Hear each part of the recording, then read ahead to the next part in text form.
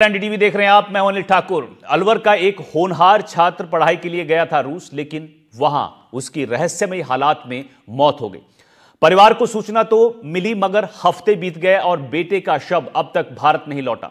बेटे की मौत की खबर से मां का रो रो कर बुरा हाल है। अब परिवार सिर्फ एक ही गुजारिश कर रहा है, हमें बस अपने बच्चे का शव मिल जाए। देखिए रिपोर्ट।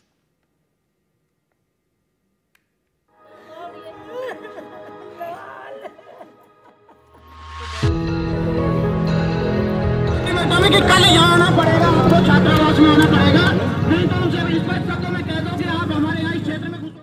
अजीत का इंतजार कब खत्म होगा? अजीत का शव कब तक भारत आएगा? रूस में बेटे की मौत, इंतजार में टूटी मां की उम्मीदें। शव भारत नहीं पहुंचने पर परिजनों में आक्रोश। रहस्यमयी हालत में हुई अजीत की मौत।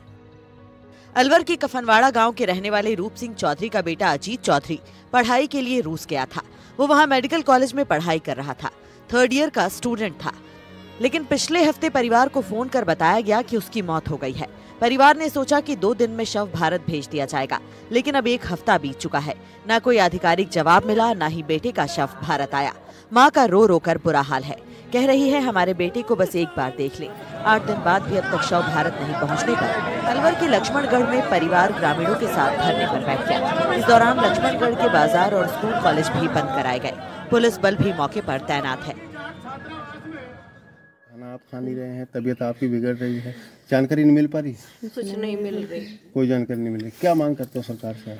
हमको हमारा भाई वापस चाहिए, जैसे भी हालत में, जल्दी से जल्दी, नहीं तो यहाँ कोई और बुरा हो जाएगा। क्या कह के गया था लास्ट? आपकी कब बात हुई थी? 19 तारीख को बात हुई थी रात को। क्या कह रहा था? कुछ नहीं, सही सलामत दूध लेने निकला था, उसके बाद कोई बात नहीं हुई हमारे। क्या उसका कोई वहाँ कोई झगड़े वगड़े कोई जानकारी दी उसने कभी कि किसी से कोई बात हुई हो? 20 दिन पहले बताया था उसने, 20 दिन किसी पहले? के साथ झगड़ा हुआ था उसका। अच्छा, बात न हुई, कोई बात नहीं हुई उसके बाद।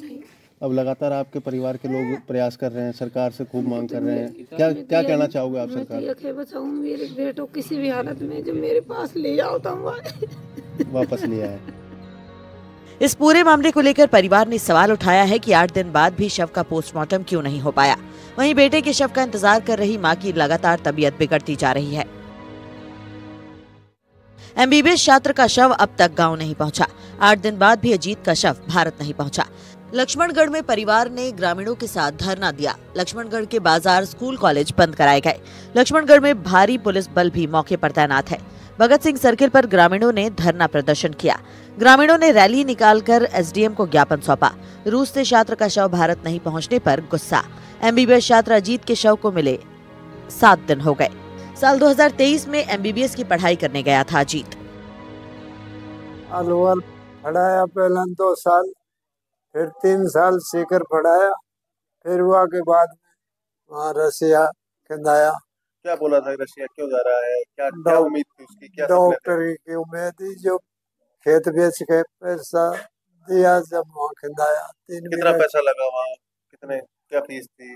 कितनी अब जमीन देखो, बेची? हमने तो वहाँ ने खींची हुई पैसा दिया है, खेत बेच दिया, सब काम कर दिया और कुमाई मंजूरी पाती करके वो बेचता ही रहा। पैसे बेचते रहे? पैसा बेचता। 38 कितने साल से रह रहा था वहाँ? 30 साल लग 30 साल से। 30 साल। उम्मीद थी अब आपको डॉक्टर बन के? बिल्कुल पक्की उम्मीद है साहब। गांव के लोग भी शासन प्रशासन से मदद की मांग कर रहे हैं। सभी की जुबान पर एक ही सवाल है, रूस में आखिर क्या हुआ था उस दिन, और भारत अब तक अपने एक बेटे का शव क्यों नहीं ला पाया। रूस में एमबीबीएस कर रहे अलवर के छात्र की मौत हो गई है। रूस में अलवर के एमबीबीएस छात्र की लाश मिली। अजीत 19 अक्टूबर को अचानक गायब हो गया। 20 अक्टूबर को रूस में नदी किनारे कपड़े मिले। कॉलेज कैंपस से करीब 3 किलोमीटर दूर कपड़े मिले, जिसके 19 दिन बाद उसका शव मिला था। 6 नवंबर को व्हाइट रिवर के पास बांध में शव मिला। 8 दिन बाद भी शव अलवर नहीं लाया जा सका। बेटे के गायब होने के बाद मां का रो रो कर बुरा हाल है। केस में रूसी पुलिस जांच करने की बात कह रही है। मां की आंखें दरवाजे पर लगी हैं। हर कदम पर बस एक उम्मीद है कि बेटा एक आखिरी बार घर लौट आए।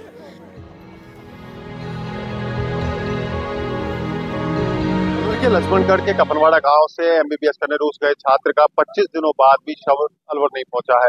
जिसको लेकर के परिवार में आक्रोश है। अब कस्बेवासियों में भी आक्रोश देखने को मिला है, ग्रामीण भी पूरी तरह आक्रोशित है। आज परिवार जो है यहाँ धरने पर बैठा हुआ है। कल भी यहाँ धरना दिया गया था। लक्ष्मणगढ़ के भगत सिंह चौक पर धरना जारी है और परिवार के जो लोग हैं वो यहाँ बैठे हुए हैं।